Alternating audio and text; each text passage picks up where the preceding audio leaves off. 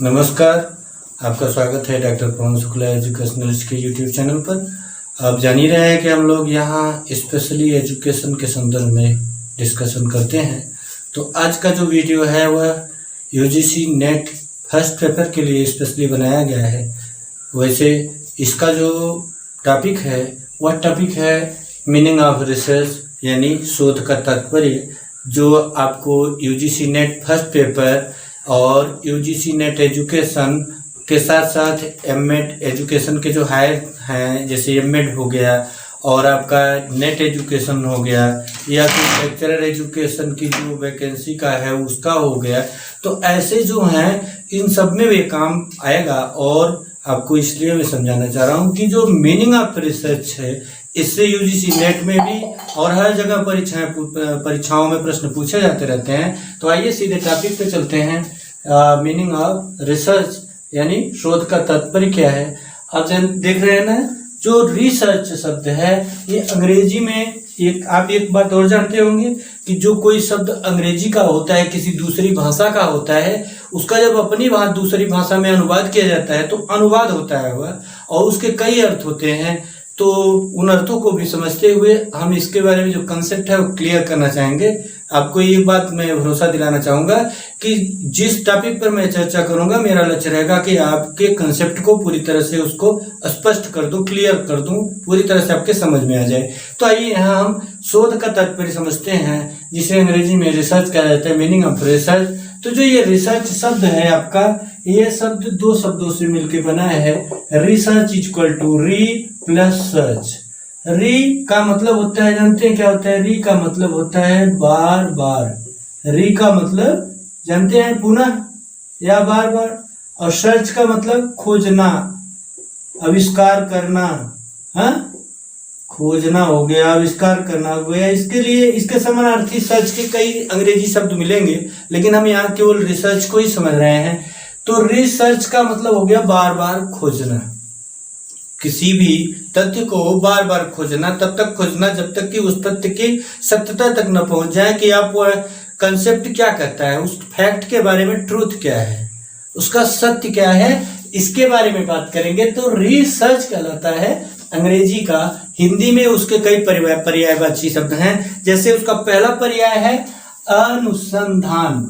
उसको पहली बार आप सुनते हैं तो अनुसंधान कहा जाता है। अनुसंधान दो शब्दों से मिलकर बना है, अनु और धन संधान। अनु का क्या तात्पर्य होता है? जैसे अनुवर्ती और पूर्ववर्ती संख्या आपने पढ़ा है। अनुवर्ती का मतलब क्या होता है? अनुवर्ती का मतलब पहले का होता है ना। अनुवर्ती का मतलब बार बार, अनु माने बार बार, और संधान मतलब होता है निशाना लगाना। संधान माने क्या होता है? निशाना लगाना। तो अनुसंधान का क्या तात्पर्य हुआ? किसी एक लक्ष्य पर बार बार निशाना लगाना, तब तक निशाना लगाना जब तक कि आपको वह लक्ष्य प्राप्त न हो जाए, वही है अनुसंधान, यानी बार बार निशाना लगाना। अब इसका जो दूसरा हिंदी शब्द है वह है शोध कहलाता है। क्या कहलाता है? वह शोध। आपको शोध के रूप में देखिए, वहां शोध का तात्पर्य लिखा गया है। शोध का क्या मतलब होता है? शोध मतलब होता है शुद्धिकरण का भाव। ये जो शोध शब्द है उससे किस चीज का भाव प्रकट होता है? शुद्धिकरण का, प्योर का। तो प्योरिटी की, जैसे आप देते हैं सोने को जब परखना होता है तो क्या किया जाता है? उसको आग पर तपाया जाता है, तो उसे शोधित करना कहा जाता है, शुद्ध करना कहा जाता है।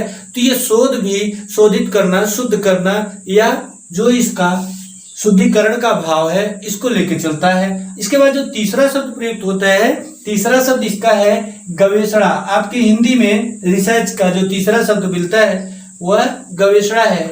गवेषणा का दो शब्दों से बना है, गो धन ईसड़ा। गो का मतलब गाय होता है, ईसड़ा का मतलब की इच्छा।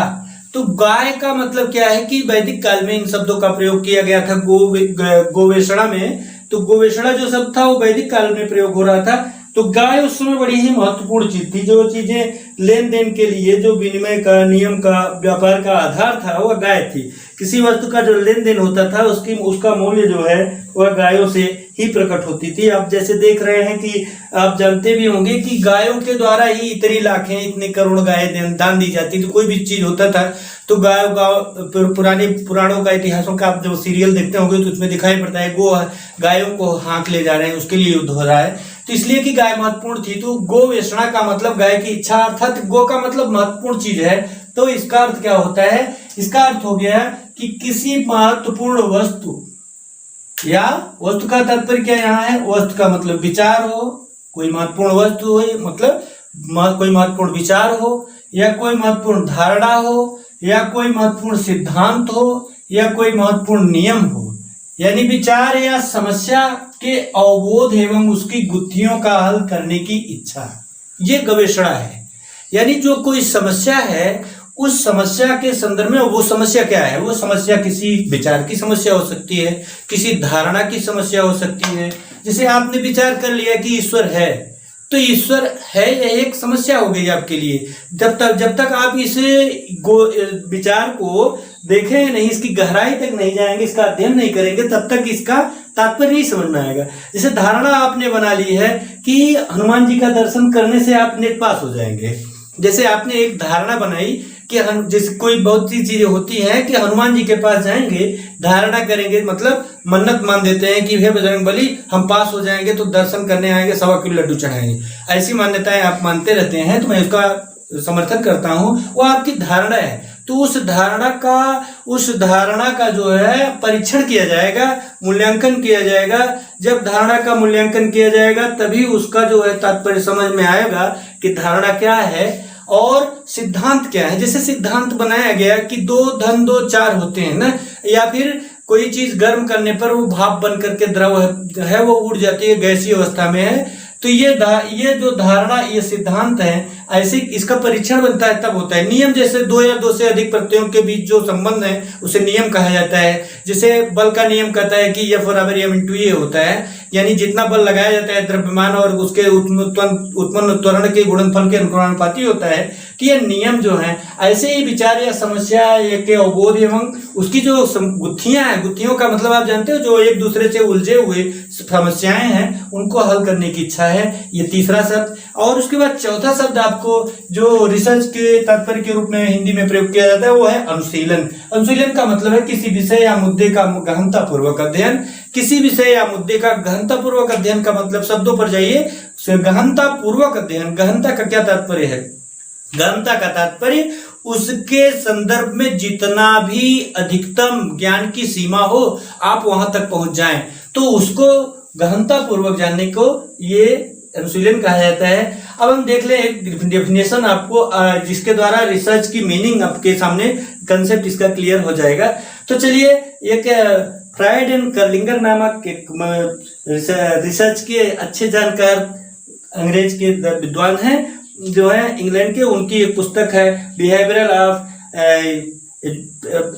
Foundation of behavioural research. उस पुस्तक में उन्होंने अपनी इस परिभाषा को लिखा है। उस परिभाषा को द्रष्टव्य आप देखेंगे तो आपको समझ में आएगा कि हाँ, रिसर्च क्या है।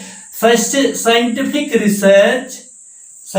Research is the systematic, controlled, empirical and critical investigation of hypothetical proposition about the presumed relations among natural phenomena।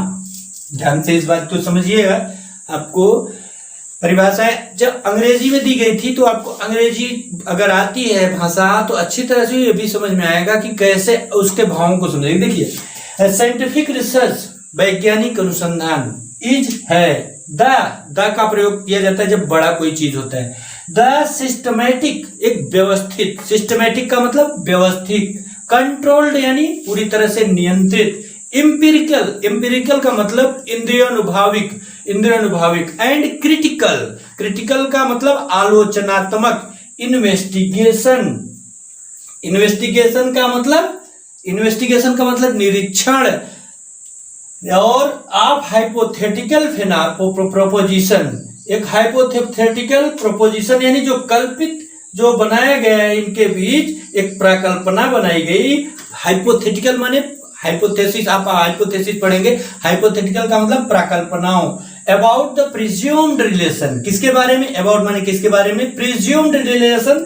Presume मतलब जो पूर्व कल्पित कर लिया गया है संबंधों का, किसके? एमंग नेचुरल फिनोमेना, प्राकृतिक संबंधों के में। तो ये देखिए स्वाभाविक घटनाओं का, इसका हिंदी है कि स्वाभाविक घटनाओं का क्रमबद्ध, नियंत्रित, आनुभविक एवं आलोचनात्मक अनुसंधान जो घटनाओं के बीच कल्पित संबंधों के सिद्धांतों एवं प्रकल्पनाओं द्वारा निर्देशित होता है को वैज्ञानिक शोध कहा जाता है। यहाँ जो मूल बातें समझ में आई कि कोई भी एक अध्ययन जिसके द्वारा दो या दो से अधिक चरों के संबंधों के बीच आप अध्ययन कर रहे हैं, वह अध्ययन सिस्टमैटिक हो, क्रमबद्ध हो, कंट्रोल्ड हो, पूरी तरह से नियंत्रित हो, अनुभविक हो, आपकी इंद्रियों के अनुभव के द्वारा हो, और क्रिटिकल हो यानी आलोचनात्मक हो।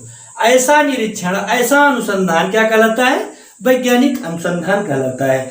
तो इस प्रकार से जो आपने देखा कि ये शब्द, इसका शब्द क्या समझ में आया? इस शब्द का क्या तात्पर्य, इस पूरे व्याख्यान का तात्पर्य ये समझ में आया कि रिसर्च का मतलब क्या है कि दो या दो से अधिक कोई भी वेरिएबल हो, उनके बीच का जो संबंध है उस संबंध को आप प्रिज्यूम्ड करते हैं, पहले से ही कल्पित कर लेते हैं, और उस कल्पित संबंधों के को जानने के लिए उसका एक से व्यवस्थित, क्रमबद्ध, नियंत्रित अध्ययन करते हैं, आलोचनात्मक अध्ययन करते हैं, जिसके परिणाम स्वरूप आपको एक बेहतर निष्कर्ष प्राप्त होता है। अनुसंधान कहलाता है। अनुसंधान का ये पर्याय आपको सैद्धांतिक रूप से हुआ, और जो व्यवहारिक रूप से अनुसंधान शब्द का प्रयोग आपके भारत में शोध के लिए विश्व में भी किया जा रहा है, रिसर्च के लिए, एजुकेशनल डिग्री के लिए भी उसको रिसर्च के लिए यूज किया जाता है, जिसमें पीएचडी और डीफिल जैसे तमाम शोध के उपाधियां मिलती हैं।